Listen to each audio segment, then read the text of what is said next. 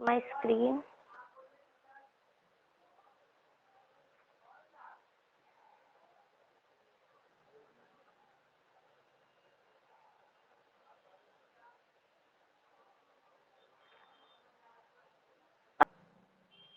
आज हम उसके आगे पढ़ेंगे।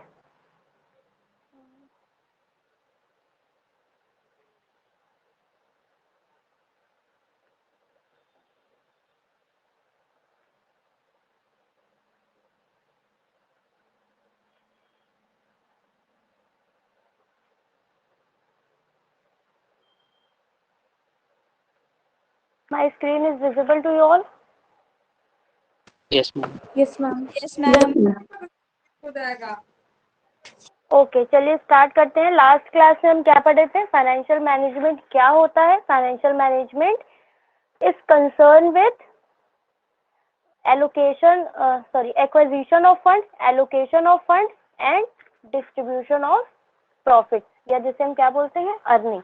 फाइनेंशियल मैनेजमेंट पे हम 3 डिसीजन पढ़े हैं। कौन कौन से डिसीजन आते हैं? Financing decision, investing decision and dividend decision. Financing decision में हम ये देखते हैं कि हमें पैसा कहाँ से लाना है, from where we get fund, fund हमें कहाँ से मिलेगा, ये हम कहाँ देखते हैं? फाइनेंसिंग डिसीजन में देखते हैं। इन्वेस्टमेंट डिसीजन में हम क्या देखते हैं? वेयर टू इन्वेस्ट फंड, कहाँ पर हमें फंड इन्वेस्ट कर रहा है।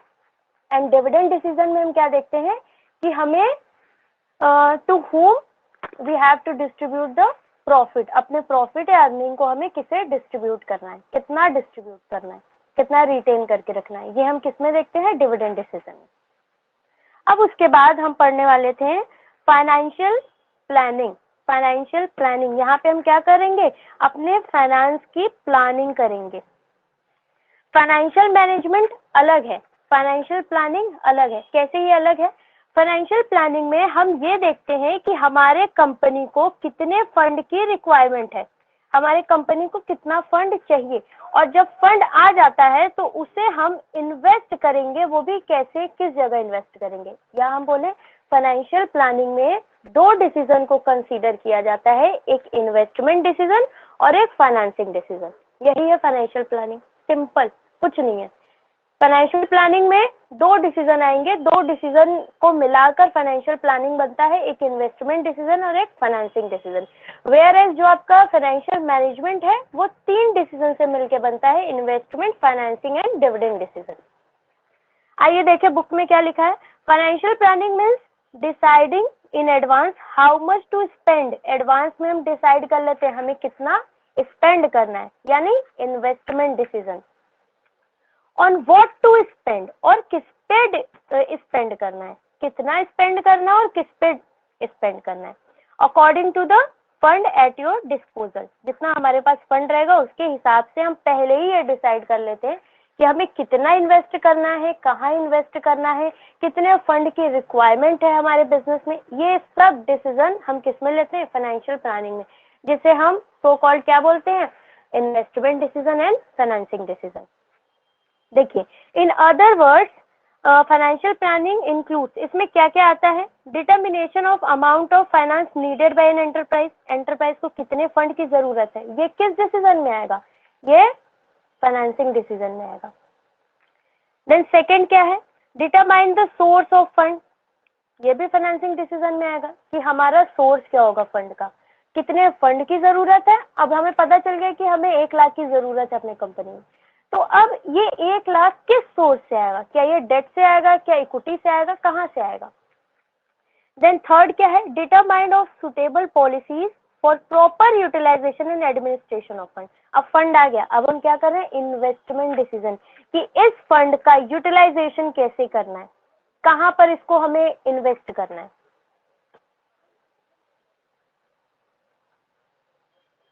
देखिए इसके अंडर क्या सब पॉइंट है? The financial planning begins with the determination of total capital requirement. Financial planning कैसे स्टार्ट होती है? कैपिटल के रिक्वायरमेंट पता करने से, फिर उसके बाद कहाँ से हम उस कैपिटल को ले आएंगे, देन उसके बाद हम उसे कहाँ इन्वेस्ट करेंगे। फिर उसके बाद देखिए सेकंड पॉइंट क्या है? After estimating the requirement of fund, next step of financial planning is to deciding how to raise this fund, मतलब वही किस सोर्स से फंड लेकर आएंगे। देन उसके बाद third, Financial planning is broader in scope as it does not end by raising estimated funds. Financial planning broad है, सिर्फ फंड लाकर छोड़ देना ऐसा नहीं करना है, फंड लाकर उसको सही जगह इन्वेस्ट करना है। क्यों इन्वेस्ट करना है? ताकि उस फंड का, उस रिसोर्स का प्रॉपर यूटिलाइजेशन हो सके, और जब प्रॉपर यूटिलाइजेशन होगा तो क्या होगा, हमारी अर्निंग इंक्रीज होगी, हमारी कंपनी की ग्रोथ होगी, और जब कंपनी की ग्रोथ होगी तो क्या होगा, कंपनी का वैल्यू बढ़ेगा। कंपनी की वैल्यू बढ़ेगी तो क्या होगा, जो हमारे शेयर होल्डर्स हैं उनका वैल्यू बढ़ेगा, इन द सेंस उनके शेयर की प्राइस बढ़ेगी। ठीक है, फाइनेंशियल प्लानिंग समझ में आ गया? क्लियर करिए, क्लियर दिमाग में रखिए, फाइनेंशियल प्लानिंग सिर्फ और सिर्फ दो डिसीजन को इंक्लूड करता है, एक फाइनेंसिंग डिसीजन, एक इन्वेस्टमेंट डिसीजन। कितने फंड की रिक्वायरमेंट है कंपनी में, एंटरप्राइज में, और वो फंड कहाँ से आएगा, देन उसके बाद फंड आने के बाद उसे हमें कैसे इन्वेस्ट करना है, that is enough for financial planning. यही है फाइनेंशियल प्लानिंग। आपका समझ आया financial planning? Yes ma'am. Yes ma'am. चलिए नेक्स्ट, अब क्या है, ऑब्जेक्टिव ऑफ फाइनेंशियल प्लानिंग। अब देखिए फाइनेंशियल प्लानिंग का मीनिंग क्लियर हो गया, तो अब उसके ऑब्जेक्टिव आप खुद बना सकते हैं। जाहिर सी बात है, हम अपने फंड बिजनेस में जब फंड लेकर आ रहे हैं, ठीक है, उसका नीड देखकर फिर फंड लेकर आ रहे हैं, फिर उसको प्रॉपर यूटिलाइज कर रहे हैं, तो इससे क्या होगा, हमारे कंपनी में फंड की कमी नहीं होगी, हमारे कंपनी में जितने रिसोर्स की जरूरत है उतने रिसोर्स हम लेकर आएंगे, प्रॉपर यूटिलाइजेशन होगा, तो वही जो हम बोले, प्रॉफिट होगा, ग्रोथ होगी, अर्निंग इंक्रीज होगा, इन्वेस्टर सेटिस्फाई होंगे, इन्वेस्टर्स जो शेयर है उनकी प्राइस इंक्रीज होगी, वैल्यू इंक्रीज होगी, मार्केट में रेपुटेशन बढ़ेगी। ये सब ऑब्जेक्टिव आप खुद से बना सकते हैं। आपको एग्जाम देना है तो आपको अपना दिमाग चलाना पड़ेगा, सिर्फ मीनिंग समझकर उसका ऑब्जेक्टिव, उसका एडवांटेज, उसका डिसएडवांटेज सब आपको फ्रेम करना होगा। एक बार मीनिंग समझ आ गया तो बाकी सब आप खुद बना लेंगे। चलिए ऑब्जेक्टिव देखें क्या है। फर्स्ट क्या है, to ensure availability of fund whenever these are required. Financial planning के थ्रू हम क्या इंश्योर कर सकते हैं कि जब भी हमें फंड की जरूरत होगी हमारे पास फंड अवेलेबल होगा। Second, to see that firm does not raise resource unnecessarily. और जब हम फाइनेंशियल प्लानिंग करते हैं तो हम ये भी ध्यान देते हैं कि बेवजह के फंड हमारे पास ना आए, हम सिर्फ और सिर्फ उतने ही फंड लेते हैं जितनी की हमारे कंपनी में रिक्वायरमेंट है। आखिर क्यों हम अपनी नीड देख रहे हैं कंपनी की, क्यों हम नीड के अकॉर्डिंग लेकर आ रहे हैं, इसीलिए ताकि ज्यादा फालतू का फंड हमारे कंपनी में ना आ जाए। अगर किसी पर्सन को या किसी कंपनी को हद से ज्यादा रिसोर्सेज मिल जाती है तो उसका क्या होता है, यूटिलाइजेशन अच्छे से नहीं होता है, फिर वो वेस्ट जाता है और धीरे धीरे कंपनी को डिक्लाइन में लेकर चला जाता है। तो कंपनी के पास उसकी कैपेसिटी, उसके रिक्वायरमेंट इतना ही फंड होना चाहिए, ना तो उससे ज्यादा ना तो उससे कम। इसके लिए एक वर्ड है, ना तो ओवर कैपिटलाइजेशन होना चाहिए ना तो अंडर कैपिटलाइजेशन होना चाहिए। ये समझा देते हैं हम क्या है। ओवर कैपिटलाइजेशन मतलब क्या, कंपनी के पास जब उसकी रिक्वायरमेंट से ज्यादा कैपिटल हो जाती है तो उसे ओवर कैपिटलाइजेशन बोलते हैं। और अंडर कैपिटलाइजेशन कब बोलेंगे, जब उसके रिक्वायरमेंट से कम कैपिटल होती है उसके पास। तो कंपनी के पास न तो ज्यादा कैपिटल होनी चाहिए ना तो कम कैपिटल होनी चाहिए, जितने की जरूरत है उतनी होनी चाहिए।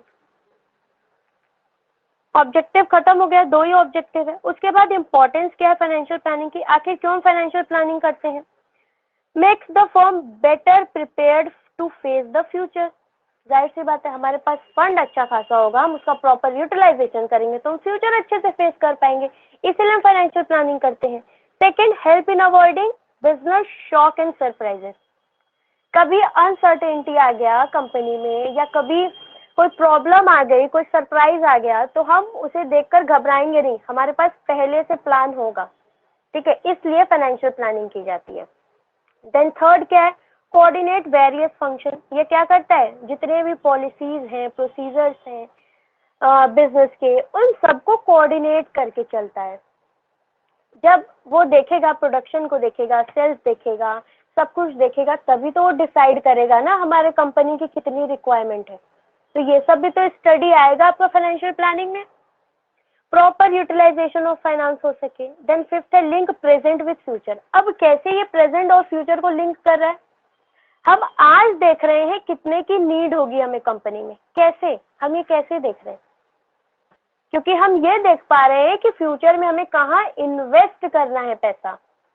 हमें फ्यूचर में एफडी में पैसा लगाना है 10,000, तो 10,000 तो फ्यूचर में लगाना है, लेकिन उसके लिए हम व्यवस्था आज करेंगे ना, तभी ना कल लगाएंगे। तो ये क्या करता है, प्रेजेंट और फ्यूचर को लिंक भी करता है। देन उसके बाद क्या है, link between investment and financing decision. वही हम बताएं आपको ना, ये इन्वेस्टमेंट और फाइनेंसिंग डिसीजन दोनों को लिंक करता है। Investment and financing decision include है किसमें, फाइनेंशियल प्लानिंग में।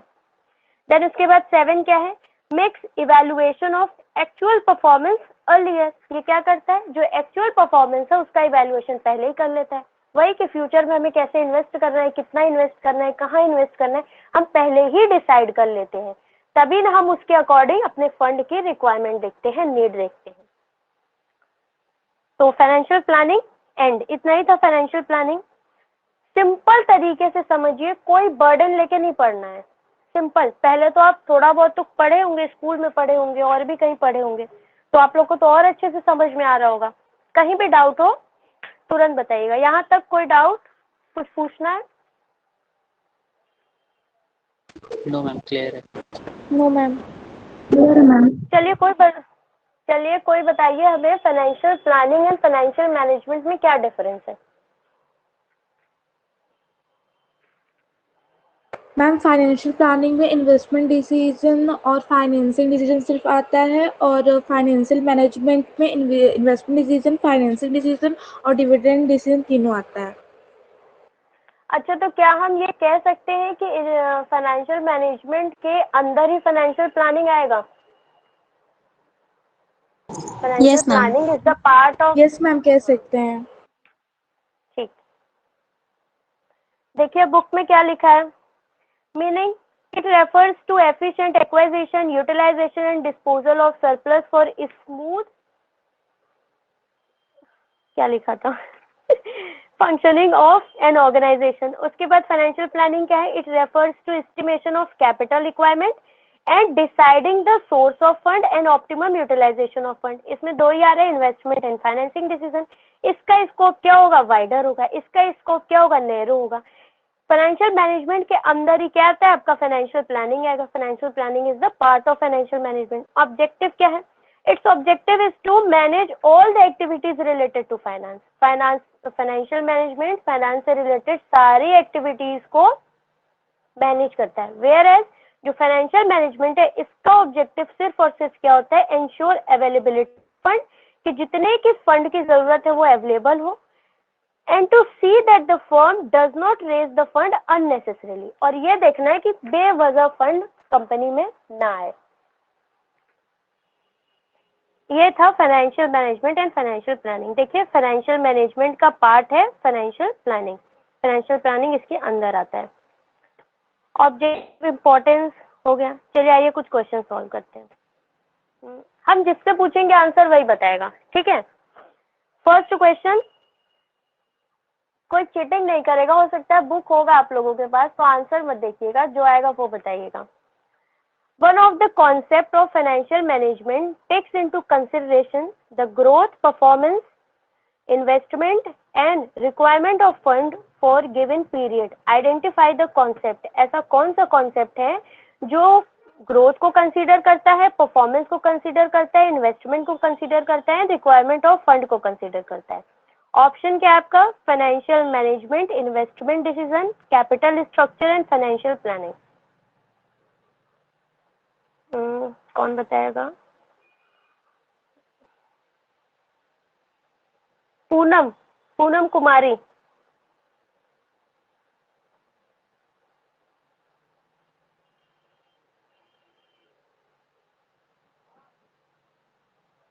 पूनम कुमारी,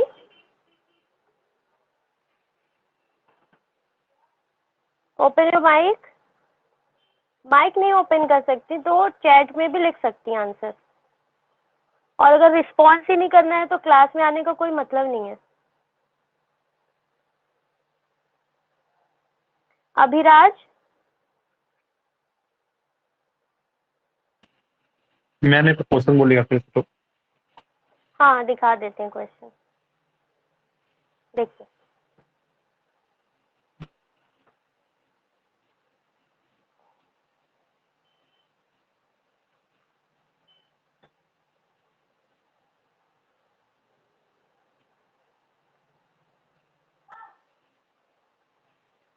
मैम नहीं पता। और कोई बताएगा?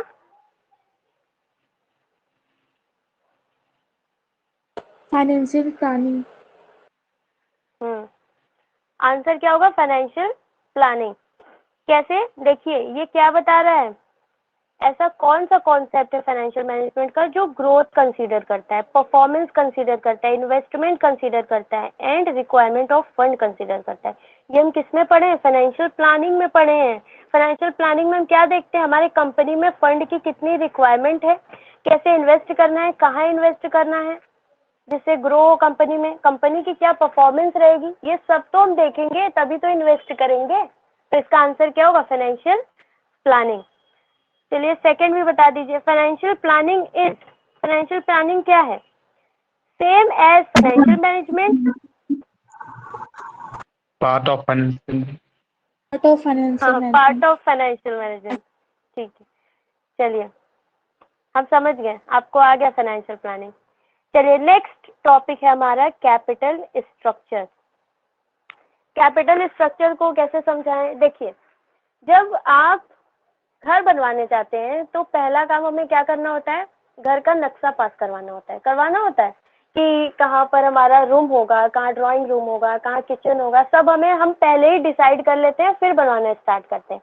तो वो क्या, उसे हम क्या बोलते हैं? स्ट्रक्चर।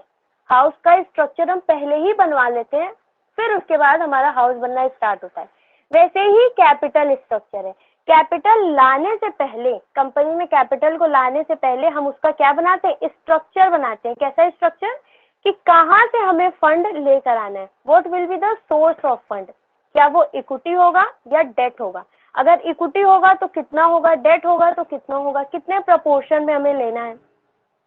हम ये भी बोल सकते हैं capital structure is concern with the proportion of equity and debt. Equity and debt का जो प्रपोर्शन होता है, जो रेशियो होता है, उसे ही हम बोलते हैं कैपिटल स्ट्रक्चर। कैपिटल स्ट्रक्चर हमें ये बताता है कि हमारे कंपनी में जो फंड आएगा वो किन सोर्सों से आएगा और जिन सोर्सों से आएगा उनका कितना प्रपोर्शन होगा हमारे टोटल कैपिटल में। यही है कैपिटल स्ट्रक्चर। देखिए अब बुक की मीनिंग पढ़ते हैं। Capital structure means proportion of debt equity used for financing the operation of business. अपने बिजनेस के ऑपरेशन के लिए जो हमें फंड चाहिए उनका प्रपोर्शन, डेट और इक्विटी का प्रपोर्शन, उसे हम क्या बोलते हैं? Capital structure. In other words, capital structure represents the proportion of debt capital and equity capital. वही सेम बात बोल रहा है। What kind of capital structure is best for the company is very difficult to decide. The capital structure should be such which increase the value of equity share or maximize the wealth of the equity shareholders. देखिए किसी company में कितना proportion हम date का लें, equity का लें, ये डिसाइड करना थोड़ा डिफिकल्ट होता है कंपनी के लिए। तो कंपनी ठीक है डिसाइड तो करती है, कंपनी बहुत सोच के डिसाइड करती है क्योंकि ये कठिन होता है डिसीजन लेना। और हमारा कैपिटल स्ट्रक्चर कैसा होना चाहिए? हमारा कैपिटल स्ट्रक्चर ऐसा होना चाहिए जो हमारे कंपनी के वैल्यू में इंक्रीज भी करे, साथ में कॉस्ट कम भी हो। बेनिफिट कॉस्ट हम लोग पढ़ते हैं ना कि बेनिफिट ज्यादा हो कॉस्ट कम हो, तो वही वाला रेशियो यहाँ भी लगाते हैं। कैपिटल स्ट्रक्चर हमारा ऐसा हो कि जो हमारी कंपनी की वैल्यू को इंक्रीज करे और साथ में कॉस्ट भी कम ले, ऐसा स्ट्रक्चर हमें बनाना होगा कंपनी का। ये बहुत सारी चीजों पे डिपेंड करता है। कल हम पढ़े थे ना फाइनेंसिंग डिसीजन में कि जो फाइनेंसिंग डिसीजन होता है वो बहुत सारे फैक्टर्स पे डिपेंड करता है। कंपनी की सिचुएशन कैसी है, मार्केट की सिचुएशन कैसी है, जिन्हें हम जो हमारे इन्वेस्टर होंगे उनका मूड कैसा है, स्टॉक मार्केट डिप्रेशन में चल रहा है या बूम पे है, बहुत सारे फैक्टर्स होते हैं। Debt and equity differ in cost and risk. Debt और इक्विटी दोनों कॉस्ट में भी डिफर होते हैं और रिस्क में भी डिफर होते हैं। कैसे? कल भी हम बताए थे, डेट में रिस्क ज्यादा होता है कि कम होता है? डेट में रिस्क ज्यादा होता है कि कम होता है? ज्यादा होता। ज्यादा होता है। ज्यादा होता है मैम। हाँ, अगर हम कंपनी के प्रोस्पेक्टिव से देखें तो डेट में रिस्क ज्यादा होता है। क्यों ज्यादा होता है रिस्क? क्योंकि हमें प्रॉफिट हो या लॉस हो, हमें तो देना ही है इंटरेस्ट, लेकिन इक्विटी को हमें नहीं देना है। लेकिन कॉस्ट अगर हम देखें तो कंपनी के प्रोस्पेक्टिव से डेट की कॉस्ट कम होती है, वेयर एज इक्विटी की कॉस्ट ज्यादा होती है। ये हम आगे समझेंगे एग्जाम्पल से। As debt involves less cost but it is very risky security। यहाँ पर कॉस्ट तो कम होती है लेकिन ये बहुत रिस्की होता है कंपनी के लिए। देखिए, कंपनी को अगर प्रॉफिट हो रहा है, कंपनी अगर बहुत प्रॉफिट कमाया जा रही है, प्रॉफिट उसका इंक्रीज होता जा रहा है, तो उस केस में डेट एडवांटेज देगा। कैसे? हमें डेट को सिर्फ और सिर्फ सपोज करिए 10% देना है, तो हमें कितना भी प्रॉफिट हो, हमारा प्रॉफिट कितना भी इंक्रीज होता जाए, हमें उसको सिर्फ और सिर्फ 10% ही देना है।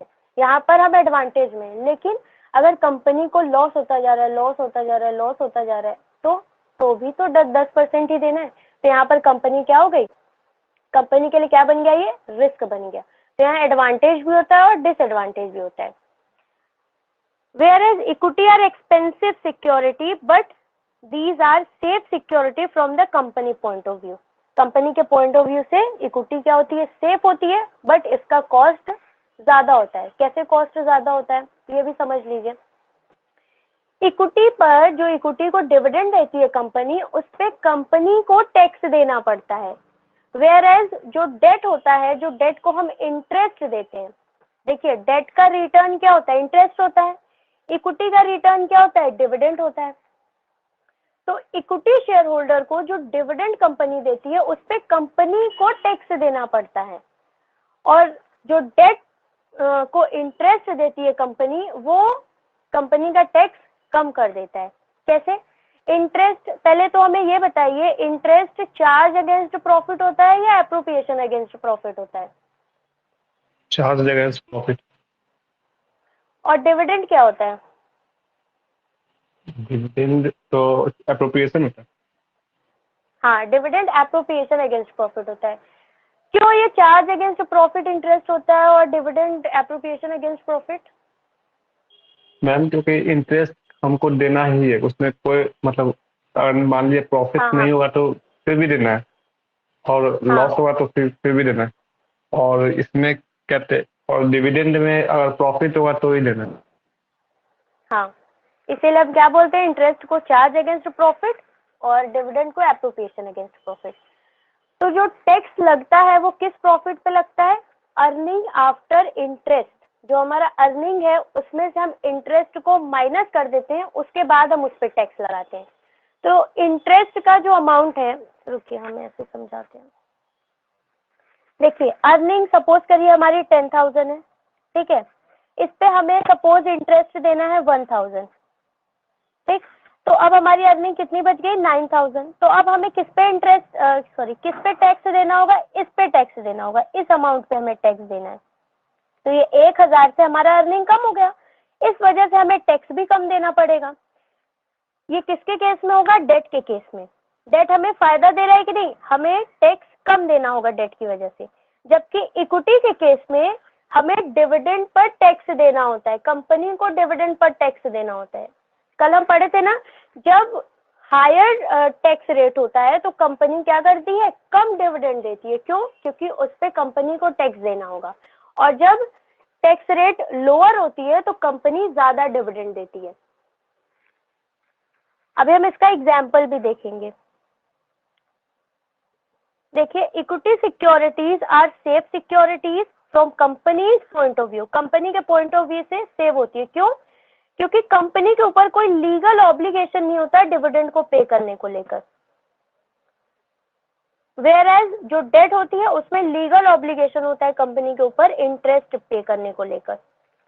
Capital structure of a business affect the profitability and financial risk. A best capital structure is one which result in maximizing the value of shareholders or which brings rise in the price of equity shares. कोई भी capital structure अच्छा कब होगा, optimum कब होगा, जब वो company के वैल्यू में इंक्रीज कर रहा हो, कंपनी के शेयर होल्डर्स के जो शेयर है उनके प्राइस में इंक्रीज कर रहा हो, साथ में उसकी कॉस्ट भी कम हो, तो हम क्या बोलेंगे, वो कंपनी का structure, capital structure optimum capital structure है। ये तो था कैपिटल स्ट्रक्चर। ये हम पढ़े कैपिटल स्ट्रक्चर के बारे में। कैपिटल स्ट्रक्चर क्या है? कैपिटल स्ट्रक्चर हमें ये बताता है कि इक्विटी और डेट का कितना प्रपोर्शन होना चाहिए। अब हम पढ़ेंगे नेक्स्ट टॉपिक फाइनेंशियल लिवरेज या जिसे हम बोलते हैं trading on equity. Financial leverage या ट्रेडिंग ऑन इक्विटी हम किसे बोलते हैं? जब कंपनी में डेट का प्रोपोर्शन इक्विटी से ज्यादा हो जाता है।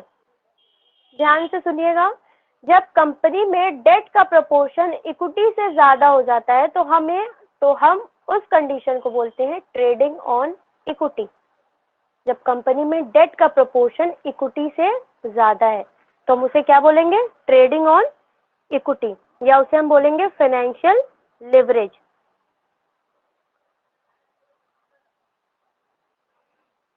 फाइनेंशियल लिवरेज हमें ये बताता है, ये कहता है कि कंपनी में अगर हम ज्यादा डेट यूज करेंगे तो कंपनी की वैल्यू इंक्रीज होगी। यानी वैल्यू इन द सेंस क्या? प्राइस ऑफ शेयर, या हम बुकिश लैंग्वेज बोले तो ईपीएस, अर्निंग पर शेयर क्या होगा? इंक्रीज होगा, ईपीएस इंक्रीज होगा। फाइनेंशियल लिवरेज क्या कहती है? अगर हमारे कंपनी में डेट का प्रोपोर्शन इक्विटी से ज्यादा है तो वो हमारे ईपीएस को इंक्रीज करेगा, यानी हमारी वैल्यू ऑफ कंपनी को इंक्रीज करेगा। अब कैसे वो इंक्रीज करेगा ये हम देखेंगे एग्जाम्पल से। आइए नीचे, क्वेश्चन छोड़िए, हम सॉल्यूशन से डायरेक्ट समझाते हैं। देखिए यहाँ पर आपके सामने 3 सिचुएशन दी हुई है, ठीक है। यहाँ पे आपको दिया हुआ है ईबीआईटी। ईबीआईटी को क्या बोलते हैं? Earning before interest and tax. इसमें से सारा ऑपरेटिंग कॉस्ट वगैरह सब माइनस होकर आपके पास आ गया। इसमें से सिर्फ हमें क्या माइनस करना है? इंटरेस्ट एंड टैक्स माइनस नहीं किया हुआ है, बाकी सब माइनस हो गया। जितने भी चार्ज अगेंस्ट प्रॉफिट थे वो सारे माइनस हो गए। ईबीआईटी देखिए फर्स्ट सिचुएशन में है 7 लाख, सेकंड सिचुएशन में भी 7 लाख है एंड थर्ड सिचुएशन में भी 7 लाख है। क्लियर? अब उसके बाद इसमें से हमें माइनस करना है क्या? इंटरेस्ट। इंटरेस्ट माइनस करने के बाद ही टैक्स लगेगा। इस केस में इंटरेस्ट 0 है। क्यों?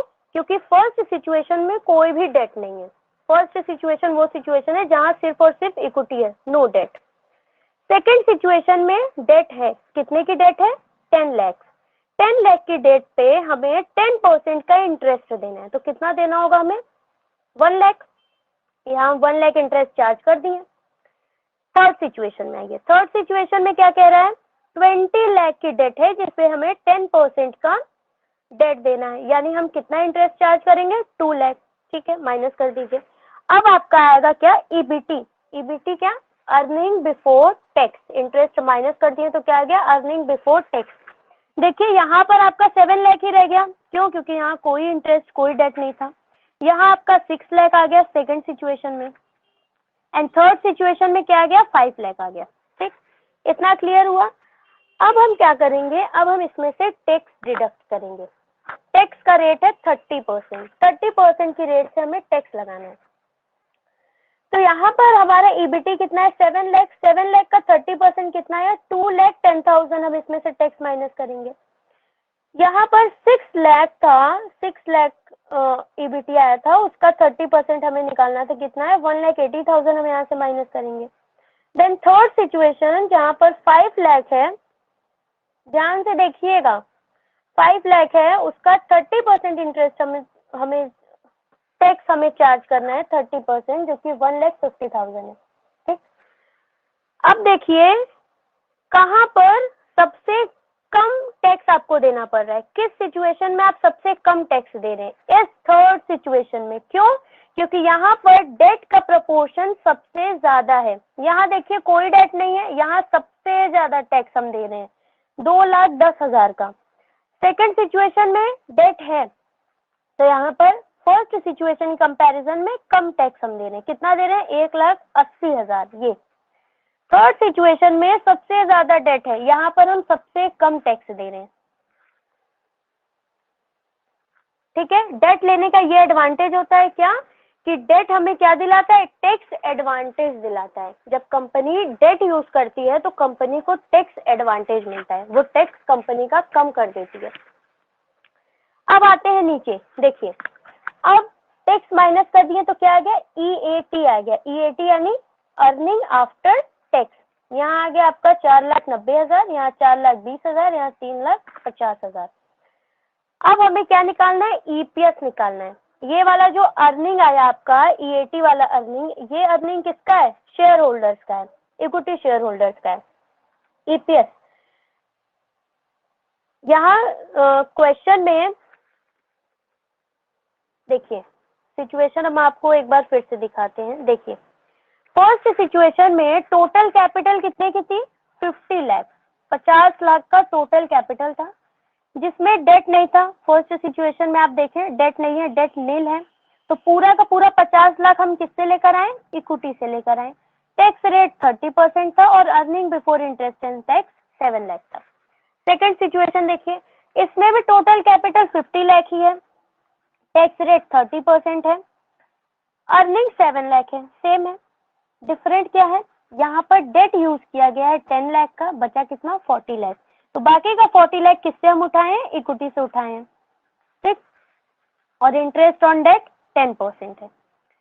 अब नीचे आइए, थर्ड सिचुएशन में भी टोटल कैपिटल 50 लाख का है लेकिन डेट कितना है, 20 लाख है।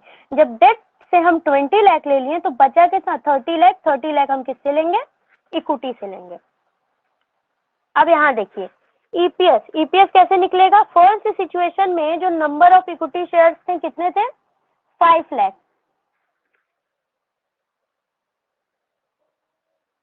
देखिए फर्स्ट सिचुएशन 50 लाख हम किससे लिए, इक्विटी कैपिटल से, 5 लाख शेयर हैं, 10 रुपीज ईच।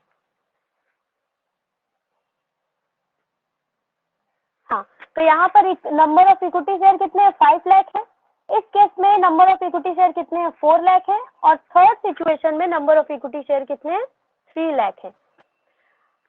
और ऊपर क्या है, अर्निंग आफ्टर टैक्स। अब हम डिवाइड करेंगे कि पर शेयर कितना कॉस्ट आ रहा है, पर इक्विटी शेयर का क्या प्राइस बन रहा है। तो देखिए यहाँ 0.98 है, यहाँ 1.05 है और यहाँ 1.16 है। अब आप हमें देखकर बताइए कि किस सिचुएशन में जो प्राइस है, इक्विटी शेयर का जो प्राइस है वो सबसे ज्यादा है।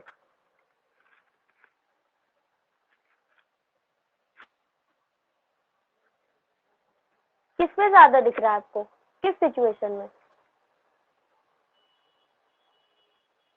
Hello ma'am, situation third. हम थर्ड में, सिचुएशन थर्ड में। यहाँ पर क्यों EPS ज्यादा है, क्योंकि यहाँ पर डेट ज्यादा है, इसलिए बोला जाता है डेट की कॉस्ट कम होती है एज कंपेयर टू इक्विटी। क्यों, क्योंकि डेट में हमें टैक्स एडवांटेज मिलता है, इक्विटी में हमें कोई टैक्स एडवांटेज नहीं मिलता। और जब हम डेट यूज करते हैं तो वो कंपनी की वैल्यू को इंक्रीज करती है। कंपनी की वैल्यू को कैसे इंक्रीज करती है, क्योंकि वो price of equity share holder increase करती है। ठीक है, अब हम ये बोल दिए। अब देखिए ये सिचुएशन कब काम करेगा, जब कंपनी को प्रॉफिट हो रहा हो। और कितना प्रॉफिट हो रहा हो, कॉस्ट से ज्यादा प्रॉफिट हो रहा हो। मतलब कि कंपनी अगर अपने डेट को, कंपनी को अगर 10% देना है तो कंपनी की अर्निंग कम से कम 10% या ज्यादा से ज्यादा 15 या 20% होनी चाहिए। कंपनी का रिटर्न हमेशा कॉस्ट से ज्यादा होना चाहिए, तभी कंपनी को फायदा मिलेगा डेट रखने का।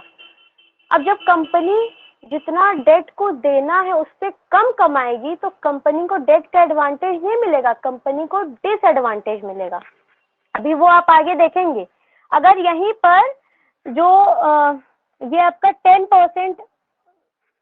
10% का जो हमें इंटरेस्ट देना है उससे कम अगर अर्निंग होती, आइए हम अर्निंग भी देख लेते हैं। देखिए कंपनी की टोटल इन्वेस्टमेंट थी 50 लाख, ऊपर हम देखे थे ना टोटल कैपिटल कंपनी की कितनी थी, 50 लाख। कंपनी की earning before interest and tax कितना है 7 लाख।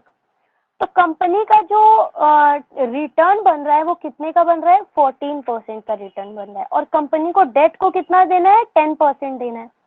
तो 10% से ज्यादा है कि नहीं रिटर्न, तभी कंपनी को यहाँ डेट का एडवांटेज मिल रहा है, तभी यहाँ ईपीएस इंक्रीज हो रहा है डेट ज्यादा होने की वजह से। अगर यहीं पर ये 10% होता और ये 14% होता तो कंपनी को डिसएडवांटेज मिलता। जिस सिचुएशन में डेट ज्यादा होता उसी सिचुएशन में ईपीएस की वैल्यू कम होती। देखिए हमें पता है ऊपर जा रहा होगा कुछ कुछ पॉइंट, कोई बात नहीं, समझ में आएगा। कंसंट्रेट करिए, ब्रीथ इन आउट करिए, समझ में आएगा। थोड़ा सा ऊपर जा रहा होगा, हमें समझ में आ रहा है। तो ये सिचुएशन यही था, जितना हम अभी बोले समझाएं, ये यही समझाना चाह रहे हैं। टाइम कितना हो रहा है? इसके आगे हम नेक्स्ट सिचुएशन बताएं या यहीं पर एंड करें? आप लोग जैसा बोले हम वैसा करेंगे, बताइए। नेक्स्ट सिचुएशन में ये बताया है कि जब कंपनी का रिटर्न इंटरेस्ट से कम होगा तब क्या कंडीशन होगी, वो बताया है। अमाउंट वगैरह आई थिंक सेम ही दिख रहा है क्या? हाँ सेम है, अमाउंट वगैरह सब सेम। बताइए हम क्या करें, आगे पढ़ाएं या यही क्लास एंड करें? मैम कल पढ़ाइएगा। हाँ ठीक है।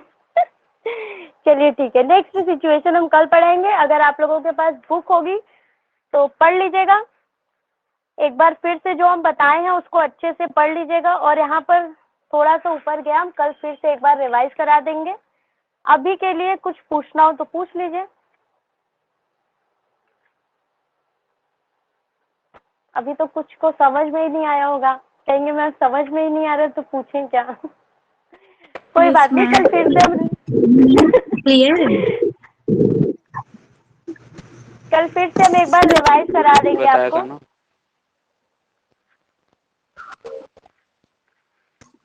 Yes ma'am. ओके मैम, ठीक है। अगर आप लोगों के पास बुक होगी तो बुक से पढ़ लीजिएगा। पूनम कुमारी, ओके मैम। ठीक है, बुक होगी तो एक बार पढ़ लीजिएगा। हम तो कल फिर से रिवाइज कराएंगे और जो नेक्स्ट सिचुएशन है वो हम कल बताएंगे। ठीक है, आज बहुत ज्यादा हो गया हमें लग रहा है। Yes ma'am. थोड़ा सा तो ये टॉपिक थोड़ा सा तो ये टॉपिक टफ है, थोड़ा लगेगा टाइम समझने में। आप लोग का तो सिलेबस फिर भी कम है, सिर्फ फाइनेंशियल लेवरेज दिया है। इसमें 3 लेवरेज आता है, एक ऑपरेटिंग लेवरेज होता है, फाइनेंशियल लेवरेज होता है एंड कंबाइंड लेवरेज होता है। हमें लगा कि तीनों होगा, बट आप लोगों के सिलेबस में फाइनेंशियल लेवरेज ही है, तो बस इतना ही पढ़ाएंगे। फाइनेंशियल लेवरेज के बाद सिर्फ वर्किंग कैपिटल है, फिर उसके बाद चैप्टर एंड हो जाएगा, फिर हम लोग क्वेश्चन सेशन ही करेंगे। समझ में आएगा, धीरे धीरे टाइम लगेगा, लेकिन समझना है, समझ के ही खत्म करना है चैप्टर। चलिए, good night, thank you. Good night ma'am. Thank you. Good night ma'am. You all can exit the class.